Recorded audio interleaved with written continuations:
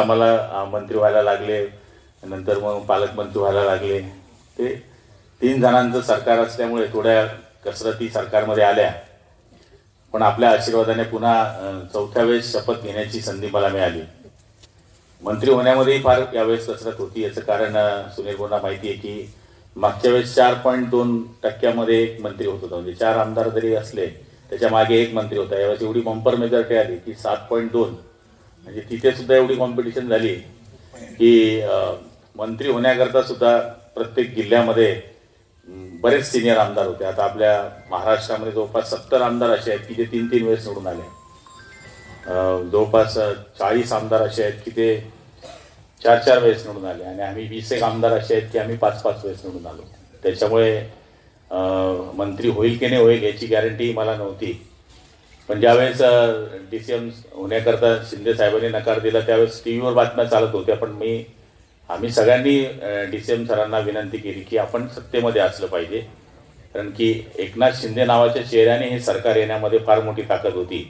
त्यामुळे तुम्ही सरकारमध्ये असलं पाहिजे। देवेंद्र भाऊ सुद्धा आपल्या काळामध्ये उपमुख्यमंत्री झाले होते, त्यांनी मोठेपण दाखवलं होतं, तर आपण सुद्धा यावेळेस मोठेपण दाखवलं पाहिजे आणि आपण DCM पद घेतलं पाहिजे, कारण की शेवटी तुमचे दोघांचे विचार सारखे आहेत आणि त्यांनी सगळ्या आमदारांचा या ठिकाणी मान ठेवला।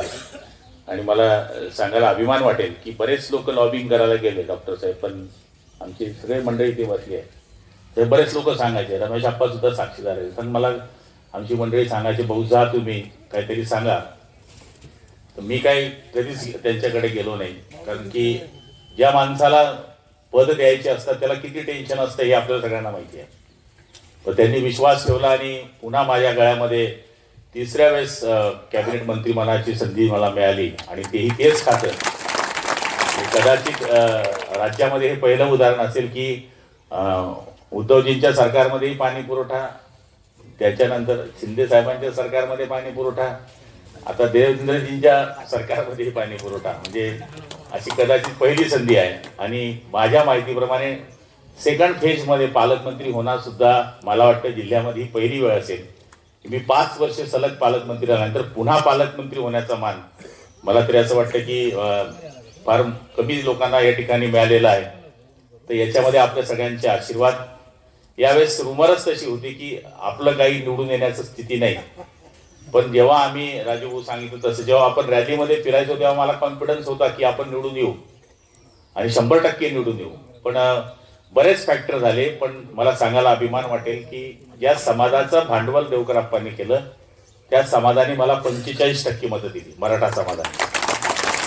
त्यामुळे सामाजिक वातावरण जे होतं ते पूर्ण धुतलं गेलं। कोळी समाज आपल्याबरोबर 80% राहिला, लेवा पाटील समाज जवळपास 80% राहिला, धनगर समाज आपल्याबरोबर 80% राहिला, म्हणजे छोटे छोटे जे समाज आहेत ते सगळे समाज 80% पर्यंत आपल्याबरोबर राहिले, आणि मराठा समाज सुद्धा आपल्याबरोबर राहिला। दलित समाज आपल्याबरोबर यावेळेस बऱ्यापैकी जोरात होता, भिल्ल समाजातच ऐकायलाच तयार नव्हता, अशी परिस्थिती आपल्याबरोबर भिल्ल समाज इतक्या मजबूतीने आपल्या मागे उभा होता।